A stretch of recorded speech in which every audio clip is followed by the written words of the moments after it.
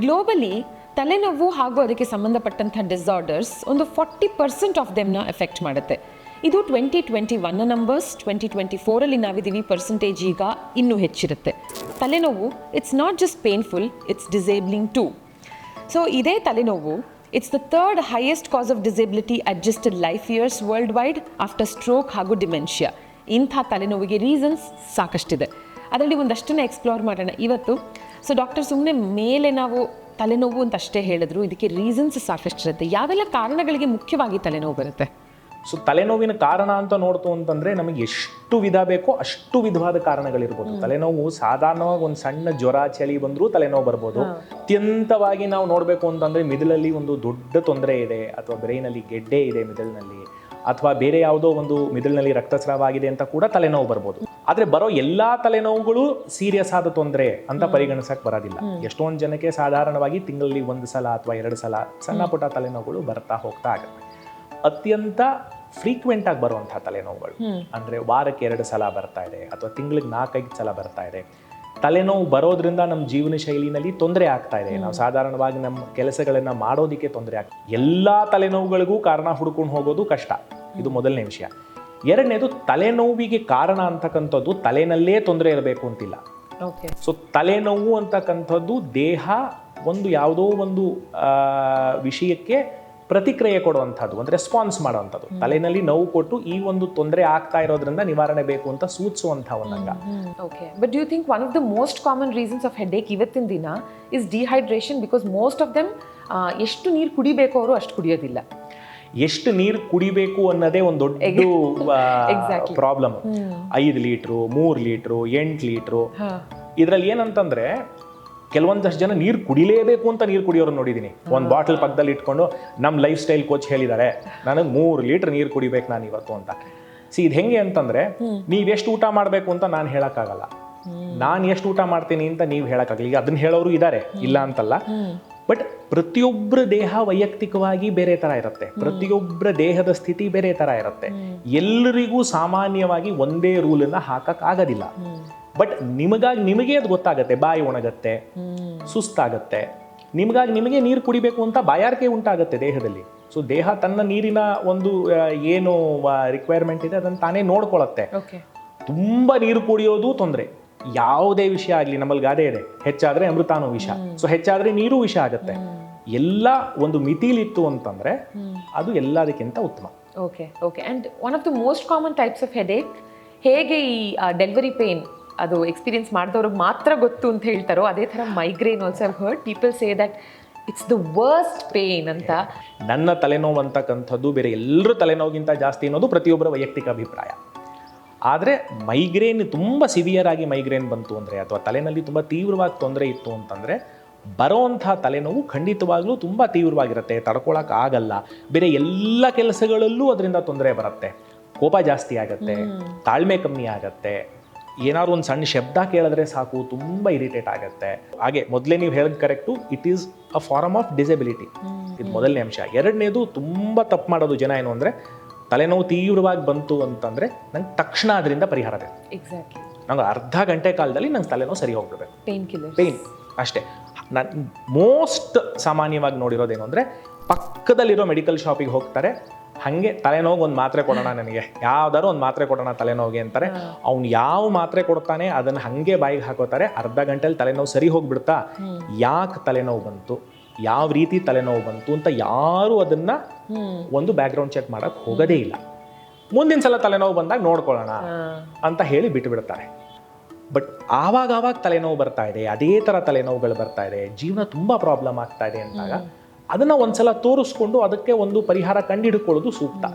And migraine ಅಂತ ನೋಡ್ತಾ ಬಹಳ ವರ್ಷಗಳಿಂದ ತಲೆನೋವಿನ ಹಾಗೆ ಮೈಗ್ರೇನು ಇದೆ. It's derive from a Greek word hemicrania, which means half skull. I think ಅರ್ಧ ತಲೆ ಮಾತ್ರ ಧಿಮ್ ಅನ್ನೋದು. ಆ್ಯಂಡ್ ಇವತ್ತಿನ ದಿನ ಇನ್ಫ್ಯಾಕ್ಟ್ ನಾವು ಬಿಫೋರ್ ವಿ ಬಿಗ್ಯಾನ್ ಈ ನಮ್ಮ ಕಾನ್ವರ್ಸೇಷನ್ನ ಡಿಸ್ಕಸ್ ಮಾಡ್ತಿದ್ವಿ, ಹೇಗೆ ಮೈಗ್ರೇನ್ಗೆ ಕ್ಯೂರ್ ಇಲ್ಲ, but it can be absolutely controlled with life style changes ಅಂತ. ನೋಡಿ, ಮೈಗ್ರೇನ್ ಬಗ್ಗೆ ನಾನೊಂದು ಸ್ವಲ್ಪ ಮಾತಾಡಬೇಕು ಅಂತಂದರೆ, ತುಂಬ ಜನ ತಪ್ಪಾಗಿ ಅನ್ಕೊಂಡಿರೋದೇನು ಅಂದರೆ, ಮೈಗ್ರೇನ್ ಅಂತಂದರೆ ಅದೊಂದು ಕಾಯಿಲೆ, ಮೈಗ್ರೇನ್ ಇದೆ ಅಂತಂದರೆ ನನಗೆ ಯಾವುದೋ ದೊಡ್ಡ ಕಾಯಿಲೆ ಇದೆ. ಅದರ ನೆಕ್ಸ್ಟ್ ಹಂತ ಏನು ಅಂತಂದರೆ, ಮೈಗ್ರೇನ್ ಇತ್ತು ಅಂತಂದರೆ ನನಗೆ ಅದಕ್ಕೆ ನಾನು ಟ್ರೀಟ್ಮೆಂಟ್ ತೊಗೋಬೇಕು. ಮೊದಲನೇದಾಗಿ ನಾವೇನು ಅರ್ಥ ಮಾಡ್ಕೋಬೇಕು ಅಂದರೆ ಮೈಗ್ರೇನ್ ಅಂತಕ್ಕಂಥದ್ದು ಕಾಯಿಲೆ ಅಲ್ಲ. ಮೈಗ್ರೇನ್ ಅಂತಕ್ಕಂಥದ್ದು ಜೀವನ ಶೈಲಿಯ ತೊಂದರೆ. It is a life style disease. ಈಗ ಹೇಗೆ ನಾವು ಹೇಳ್ತೀವಲ್ವಾ, ನೀವು ಎಕ್ಸಸೈಸ್ ಮಾಡಲ್ಲ, ಒಂದೇ ಕಡೆ ಕೂತಿರ್ತೀರಾ, ಅಥವಾ ಸ್ಮೋಕಿಂಗ್ ಮಾಡೋ ಅಭ್ಯಾಸ ಇದೆ, ಊಟದಲ್ಲಿ ಮಿತಿ ಇಲ್ಲ, ಸೊ ಇದರಿಂದ ಕೊಲೆಸ್ಟ್ರಾಲ್ ಬರುತ್ತೆ, ಇದರಿಂದ ಹಾರ್ಟಿನ ತೊಂದರೆ ಆಗುತ್ತೆ, ಲೈಫ್ ಸ್ಟೈಲ್ ಇಶ್ಯೂಸಿಂದ ಬೆನ್ನಿನ ತೊಂದರೆ ಆಗುತ್ತೆ, ಲೈಫ್ ಸ್ಟೈಲ್ ಇಶ್ಯೂಸಿಂದ ಡಯಾಬಿಟೀಸ್ ಆಗುತ್ತೆ. ಸೊ ಎಷ್ಟೊಂದು ಸಲ ಈಗ ಡಾಕ್ಟರ್ ಹೊಸದಾಗಿ ನಾವು ಹೇಳ್ತಾ ಇರೋದೇನು ಅಂತಂದರೆ ಲೈಫ್ ಸ್ಟೈಲ್ ಮಾಡಿಫಿಕೇಷನ್ಸಿಂದ ನಾವು ಎಷ್ಟೋ ಕಾಯಿಲೆಗಳನ್ನು ನಿಯಂತ್ರಣದಲ್ಲಿ ಇಟ್ಕೋಬೋದು. ಅದೇ ರೀತಿ ಮೈಗ್ರೇನ್ ಕೂಡ ಜೀವನ ಪರ್ಯಂತ ಮಾತ್ರೆ ನುಂಗೋದು ಮೈಗ್ರೇನನ್ನು ಅಥವಾ ಯಾವುದೇ ರೀತಿಯ ತಲೆನೋವನ್ನ ಕಂಟ್ರೋಲಲ್ಲಿ ಇಟ್ಕೊಳ್ಳುವಂಥ ಉದ್ದೇಶ ಅಲ್ಲ. ಜೀವನ ಶೈಲಿಯ ಮಾರ್ಪಾಡಿಂದ ಸಾಕಷ್ಟು ಜನ ಮೈಗ್ರೇನ್ ಅಥವಾ ಬೇರೆ ತಲೆನೋವು ಇರೋಂಥವ್ರು ನಾರ್ಮಲ್ ಆಗಿ ಜೀವನ ನಡೆಸೋ ಸಾಧ್ಯತೆ ಇದೆ. ಎರಡನೇದೇನು ಅಂತಂದರೆ ಮೈಗ್ರೇನ್ ಅನ್ನೋದು ತಲೆನೋವಿನ ಒಂದು ಭಾಗ. ತಲೆನೋವಲ್ಲಿ ಬೇಕಾದಷ್ಟು ಬೇರೆ ಬೇರೆ ತೊಂದರೆಗಳಿವೆ. ಸೈನಸ್ ಹೆಡ್ಏಕ್ ಇದೆ, ಟೆನ್ಷನ್ ಹೆಡ್ಏಕ್ ಇದೆ, ಕಣ್ಣಿನ ತೊಂದರೆಗಳಿಂದ ತಲೆನೋವಿದೆ, ಕ್ಲಸ್ಟರ್ ಹೆಡ್ಏಕ್ಸ್ ಇದೆ, ಬೇಕಾದಷ್ಟು ಬೇರೆ ಬೇರೆ ಕಾರಣಗಳಿದೆ. ಯಾವ ಕಾರಣದಿಂದ ತಲೆನೋವು ಬರ್ತಾ ಇದೆ, ಕೆಲವೊಂದಷ್ಟು ಜನ ಏನು ಮಾಡ್ತಾರೆ ಅಂದರೆ ಬರೇ ತಲೆನೋವಿಗೆಲ್ಲ ಮೈಗ್ರೇನ್ ಅಂತ ಹೇಳಿ ಒಂದು ತಲೆಪಟ್ಟಿ ಕೊಟ್ಬಿಟ್ಟು ಬಿಟ್ಬಿಡ್ತಾರೆ. ಸ್ವಲ್ಪ ಟೈಮ್ ಸ್ಪೆಂಡ್ ಮಾಡಿ, ಸ್ವಲ್ಪ ಅನಾಲಿಸಿಸ್ ಮಾಡಿಕೊಂಡು ಅದ್ರ ಪ್ರಕಾರ ಟ್ರೀಟ್ಮೆಂಟ್ ತಗೊಳ್ಳೋದು it is a better outlook. Most common trigger for migraine ಅಂತಂದರೆ ಸ್ಟ್ರೆಸ್. ಎಲ್ರಿಗೂ ಸ್ಟ್ರೆಸ್ ಇದೆ, ಎಲ್ರಿಗೂ ಸ್ಟ್ರೆಸ್ಸಿಂದ ತಲೆನೋವು ಅನ್ನೋದು ತುಂಬ ಸಾಧಾರಣ. ನಾನು ಬರೋ ಅಷ್ಟು ಪೇಷಂಟ್ಸ್ಗಳಿಗೆ ಮೈಗ್ರೇನ್ ತಲೆನೋವಿದೆ ಅಂತ ಹೇಳಿ ಪಾಪ ಹೇಳ್ತಾರೆ, ನನಗೆ ಅದು ತಿಂದರೆ ಪ್ರಾಬ್ಲಮ್ ಆಗುತ್ತೆ, ನನಗೆ ಇದು ತಿಂದರೆ ಪ್ರಾಬ್ಲಮ್ ಆಗುತ್ತೆ, ನಂಗೆ ಕೆಲಸಕ್ಕೆ ಹೋಗೋಕ್ಕಾಗ್ತಾ ಇಲ್ಲ, 4 ದಿನಕ್ಕೊಂದ್ಸಲ 5 ದಿನಕ್ಕೊಂದ್ಸಲ ಪ್ರಾಬ್ಲಮ್ ಆಗ್ತಾ ಇದೆ ಅಂತ ಹೇಳ್ತಾರೆ. ಎಲ್ರಿಗೂ ನಾನು ಕೇಳೋದು ಏನು ಸ್ಟ್ರೆಸ್ ಇದೆ? ಎಲ್ರಿಗೂ ಒಂದೊಂದು ಏನಾದ್ರು ಒಂದು ಇದ್ದೇ ಇರುತ್ತೆ. ಇಲ್ಲಿ ನಾನು ಮುಖ್ಯವಾಗಿ ಹೇಳೋದು ಇಷ್ಟೇ, ಏನಂತಂದರೆ ಸ್ಟ್ರೆಸ್ ಇಲ್ಲದೆ ಇರೋ ಮನುಷ್ಯ ಯಾರೂ ಇಲ್ಲ. ಎಲ್ರಿಗೂ ಸ್ಟ್ರೆಸ್ ಇರುತ್ತೆ. ಇದೊಂಥರ ಸಾವಿಲ್ಲದ ಮನೆಯಿಂದ ಸಾಸಿವೆ ತಗೊಂಡು ಬಾತಾರೆ. ಖಂಡಿತ ಸ್ಟ್ರೆಸ್ ಇಲ್ಲದೆ ಇರೋ ಮನುಷ್ಯನ ಹುಡುಕಿ ಅಂತ ಹೇಳಿ. ಬಟ್ ಏನಂತಂದ್ರೆ ಸ್ಟ್ರೆಸ್ ಇಲ್ಲದೆ ಹೋದ್ರೆ ಜೀವನ ತುಂಬಾ ಬೇಜಾರು. ಸ್ಟ್ರೆಸ್ ಅನ್ನೋದು ಒಂದು ಚಾಲೆಂಜು. ಸ್ಟ್ರೆಸ್ ಇಲ್ಲ ನಿಮ್ಗೆ ಈಗ ಕೆಲಸದ ಒಂದು ಆಯಾಮದಲ್ಲಿ ಅಥವಾ ಮನೆಯಲ್ಲಿ ಅಥವಾ ನೀವು ಇನ್ನೂ ಮಾಡ್ತೀರಾ, ಸ್ಟ್ರೆಸ್ ಇಲ್ಲ ಅಂತಂದ್ರೆ ನಿಮ್ ಜೀವನ ತುಂಬಾ ಬೋರ್ ಇರುತ್ತೆ. ಈಗ ಉದಾಹರಣೆ ಕೊಡ್ತೀನಿ, ವಿರಾಟ್ ಕೊಹ್ಲಿಗೆ ರನ್ ಮಾಡೋ ಸ್ಟ್ರೆಸ್ ಇಲ್ಲ ಅಂತಂದ್ರೆ 4 ಮ್ಯಾಚ್ ಆಡಿ ಬೋರ್ ಆಗ್ಬಿಡ್ತಾನೆ. ಕರೆಕ್ಟ್. ಬಟ್ ಸ್ಟ್ರೆಸ್ ಬೇಕು, ಆದರೆ ನೀವು ಹೇಗೆ ಸ್ಟ್ರೆಸ್ಸಿಗೆ ರೆಸ್ಪಾಂಡ್ ಮಾಡ್ತೀರಾ ಅನ್ನೋದು ತುಂಬ ಇಂಪಾರ್ಟೆಂಟು. ಸ್ಟ್ರೆಸ್ಸು ನಿಮ್ಮ ಆರೋಗ್ಯನ ಹಾಳು ಮಾಡೋ ಮಟ್ಟಕ್ಕೆ ನೀವು ಅದನ್ನು ನಿಮ್ಮ ಮೈ ಮೇಲೆ ಎಳ್ಕೊಂತು ಅಂತಂದರೆ ತೊಂದರೆ ಆಗೇ ಆಗುತ್ತೆ. ಸ್ಟ್ರೆಸ್ಸನ್ನು ಒಂದು ಚಾಲೆಂಜ್ ಆಗಿ ತಗೊಂಡು ಒಂದು ಸ್ಮಾಲ್ ಸ್ಮೈಲ್ ಇಟ್ಕೊಂಡು ನೀವು ಹ್ಯಾಂಡಲ್ ಮಾಡ್ತು ಅಂತಂದರೆ ಸ್ಟ್ರೆಸ್ಸು ನಿಮ್ಮ ಜೀವನದಲ್ಲಿ ಅತಿ ದೊಡ್ಡ ಪ್ರೇರಣೆ ಕೊಡುವಂಥ ಒಂದು ಆಯಾಮ. ಸರ್, ಬಾಟಮ್ ಲೈನ್ ಏನಂದರೆ ನಾವೆಲ್ಲರೂ ಬೇಸಿಕ್ಸ್ನ ಮರ್ತಿದ್ದೀವಿ ಅನ್ನೋದು. ಅಂದರೆ ಪ್ರತಿನಿತ್ಯ ಪ್ರತಿ ರಾತ್ರಿ 8 ಗಂಟೆಗಳ ನಿದ್ದೆ, ಸಮಯಕ್ಕೆ ಸರಿಯಾಗಿ ಊಟ, ಸನ್ರೈಸ್ನೊಂದಿಗೆ ನಮ್ಮ ಬ್ರೇಕ್ಫಾಸ್ಟ್ನ ಸ್ಟಾರ್ಟ್ ಮಾಡ್ತಾ ವಿತ್ ಸನ್ಸೆಟ್ ನಮ್ಮ ಲಾಸ್ಟ್ ಮೀಲ್ನ ಮುಗಿಸ್ತಾ, ಸ್ಟ್ರೆಸ್ ತೊಗೊಳ್ದಿರಾ, ಸ್ಕ್ರೀನ್ ಟೈಮ್ ಕಮ್ಮಿ ಮಾಡಿ, ಇಷ್ಟನ್ನ ಫಾಲೋ ಮಾಡಿಬಿಟ್ರೆ I think 90% of the life style ಇಶ್ಯೂಸೇ ಇರಲ್ಲ. ಮೈಗ್ರೇನ್ ಅಂತಲ್ಲ, ಎನಿಥಿಂಗ್ ಫಾರ್ ದಟ್ ಮ್ಯಾಟರ್. ನೋಡಿ, ನಾನು ಈಗಲೇ ಹೇಳಿದ ಹಾಗೆ ಒಂದು 50 ವರ್ಷದ ಹಿಂದೆ ಈಗ ನಾವು ನೋಡ್ತಾ ಇರೋ ತೊಂದರೆಗಳು ಆಗ ಇರಲೇ ಇಲ್ಲ. ಲೈಫ್ ಸ್ಟೈಲ್ ತುಂಬ ಚೆನ್ನಾಗಿತ್ತು ಜನರದು, ಊಟದ ಒಂದು ಅಭ್ಯಾಸ ತುಂಬ ಚೆನ್ನಾಗಿತ್ತು. ಒಂದು ನೀವು ಹೇಳಿದಾಗೆ ಟೈಮಿಗೆ ಸರಿಗೆ ಊಟ ಮಾಡಬೇಕು, ನಿಯತವಾಗಿ ಊಟ ಮಾಡಬೇಕು, ಎಲ್ಲ ಥರ ಆರೋಗ್ಯಾಂಶಗಳನ್ನು ಇನ್ಕ್ಲೂಡ್ ಮಾಡಿ ಊಟ ಮಾಡಬೇಕು. ಯಾವುದೇ ಒಂದು ಪರ್ಟಿಕ್ಯುಲರ್ ಊಟದ ಅಂಶ ಕೆಟ್ಟದು, ಈ ಒಂದು ಊಟದ ಅಂಶ ತಿಂದರೆ ತೊಂದರೆ ಆಗತ್ತೆ ಅಂತಕ್ಕಂಥ ಯಾವ ಊಟದ ಪದಾರ್ಥನೂ ಇಲ್ಲ. ಹೆಚ್ಚಾದ there is nothing called bad food. ಕೆಟ್ಟ ಆಹಾರ ಅಂತಕ್ಕಂಥದ್ದು ಇಲ್ಲ. ಅಂದರೆ ನೀವು ಇದನ್ನ ಡಾಕ್ಟರ್ ಹೇಳಿದ್ರು ಜಂಕ್ ಫುಡ್ಡು ಕೆಟ್ಟದಲ್ಲ ಅಂತಂದ್ರು ಅಂತಂದರೆ ಹಂಗಂತಲ್ಲ. ಮಿತವಾಗಿ ತಗೊಳ್ಳೋದ್ರಲ್ಲಿ ಎಲ್ಲ ಆಹಾರಗಳು ಒಳ್ಳೆಯದೇ. ಸೊ ನಮ್ಮ ಆಹಾರದಲ್ಲಿ ಎಲ್ಲ ರೀತಿಯಾದ ಆಹಾರ ಪೌಷ್ಟಿಕಾಂಶಗಳನ್ನು ಒಳಗೊಂಡು ತಿನ್ನೋದು ಉತ್ತಮವಾದ ಕೆಲಸ. ಮೊದಲನೇದು, ಟೈಮಿಗೆ ಸರಿ ಊಟ ಮಾಡಬೇಕು. ಯಾವುದೇ ರೀತಿ ಕಾರಣಕ್ಕಾದರೂ ಹಸ್ಕೊಂಡಿರೋ ಹಾಗಿಲ್ಲ, ಯಾಕೆಂದರೆ ಹಸ್ಕೊಂಡಿರೋರಿಗೆ ತುಂಬ ಬೇಗ ತಲೆನೋವು ಬರುವಂಥ ಸಾಧ್ಯತೆ ಇದೆ. ಮೂರನೇದು, ಕೆಲವೊಂದಷ್ಟು ಫುಡ್ ಐಟಮ್ಗಳು ಊಟದಲ್ಲಿ ಮೈಗ್ರೇನ್ ಟೆಂಡೆನ್ಸಿ ಇರೋರಿಗೆ ಮೈಗ್ರೇನ್ನ ತಂದು ಕೊಡುತ್ತೆ. ಅಂದ್ರೆ ಈ ಒಂದು ಊಟ ಪದಾರ್ಥ ತಿಂದ್ರೇನೆ ಮೈಗ್ರೇನ್ ಬರೋದು ಅದೇ ಕಾರಣ ಅಂತಲ್ಲ. ಆಲ್ರೆಡಿ ನಿಮಗೆ ಮೈಗ್ರೇನ್ ಬರೋವಂಥ ತೊಂದರೆ ಇದೆ, ನಿಮ್ಗೆ ಸಾಕಷ್ಟು ಸ್ಟ್ರೆಸ್ ಇದೆ, ನಿಮ್ಮ ಮಿದುಳು ಸಾಕಷ್ಟು ಕೆಲಸ ಮಾಡಿ ಸುಸ್ತಾಗಿದೆ, ಅದ್ರ ಮೇಲೆ ಈ ಆಹಾರ ಪದಾರ್ಥ ತಗೊಂತು ಅಂತಂದ್ರೆ ಅದು ಅದಕ್ಕೆ ಪೂರಕವಾಗಿರುತ್ತೆ. ಒಂದು 2-3 ಎಕ್ಸಾಂಪಲ್ ಕೊಡು ಹಾಗಿದ್ರೆ ಡಾಕ್ಟರ್. ಸೊ ಅದರಲ್ಲಿ ಮುಖ್ಯವಾಗಿರುವಂಥದ್ದು ಬಾಳೆಹಣ್ಣು. ಓಕೆ.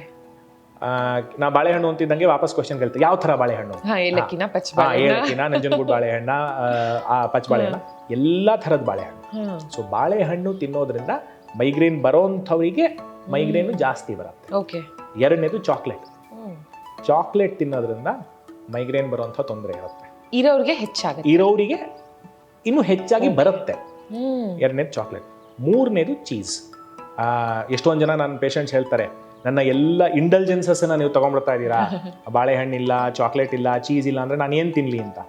ಬಟ್ ಏನಂತಂದರೆ ಮೈಗ್ರೇನ್ ಬರೋ ತೊಂದರೆ ಇರೋರಿಗೆ ಈ ಒಂದು ಆಹಾರ ಪದಾರ್ಥ ತಗೊಳ್ಳೋದ್ರಿಂದ ಮೈಗ್ರೇನ್ ಇನ್ನೂ ಫ್ರೀಕ್ವೆಂಟಾಗಿ ಬರೋ ಸಾಧ್ಯತೆ ಇರುತ್ತೆ. ಸೊ ಆದಷ್ಟು ಕಮ್ಮಿ ತಗೊಳ್ಳೇಬೇಡಿ ಅಂತ ಹೇಳಲ್ಲ, ಕಮ್ಮಿ ತಗೊಳ್ಳಿ. ಇವಾಗ ನೀವು ಚೀಸ್ ಅಂತ ಹೇಳಿದ್ರಿಂದ ಇಸ್ ಇಟ್ ಜಸ್ಟ್ ಚೀಸ್ ಅಥವಾ ಡೈರಿ ಪ್ರಾಡಕ್ಟ್ಸ್ ಎಲ್ಲ ಬರುತ್ತಾ ಇದ್ರಿ? ಎಲ್ಲ ಡೈರಿ ಪ್ರಾಡಕ್ಟ್ಸ್ ಅಲ್ಲ, ಓಕೆ, ಚೀಸ್. ಯಾಕೆಂತಂದ್ರೆ ಚೀಸನ್ನ ಮಾಡುವಂಥ ಪ್ರಾಸೆಸ್ ಏನಿದೆ ಅದರಲ್ಲಿ ಇರ್ತಕ್ಕಂಥ ಕೆಲವೊಂದಷ್ಟು ಕೆಮಿಕಲ್ ಕಾಂಪೋಸಿಷನ್ ಚೇಂಜ್ ಆಗುತ್ತೆ. ಸೊ ಅದರಿಂದ ಮೈಗ್ರೇನ್ ಬರುವಂಥ ಟೆಂಡೆನ್ಸಿ ಇರುತ್ತೆ. ಸೊ ಹಾಗಾಗಿ ಆದಷ್ಟು ಚೀಸ್ ತಗೊಳ್ಳೋದನ್ನ ಅವಾಯ್ಡ್ ಮಾಡಿ ಅಂತೀನಿ. ಇನ್ನೊಂದೇನಂತಂದ್ರೆ ಚೀಸ್ ಅನ್ನೋದು ನಮ್ಮ ಟ್ರೆಡಿಷನಲ್ ಆಹಾರ ಪದಾರ್ಥ ಅಲ್ಲ.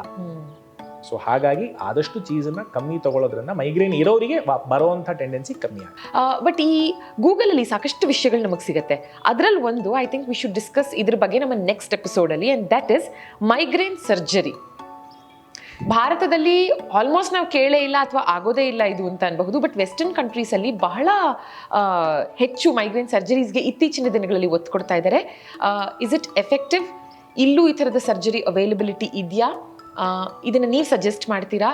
ಆಲ್ಸೋ ಇದನ್ನು ಹೊರತುಪಡಿಸಿ ಮೈಗ್ರೇನ್ನ ಹೇಗೆಲ್ಲ ನಾವು ಅಂಡರ್ ಕಂಟ್ರೋಲ್ ಇಟ್ಕೋಬಹುದು ಅನ್ನೋದ್ರ ಬಗ್ಗೆ ಮುಂದಿನ ಎಪಿಸೋಡಲ್ಲಿ ಡಿಸ್ಕಸ್ ಮಾಡೋಣ doctor. Thank you so much. Thank you.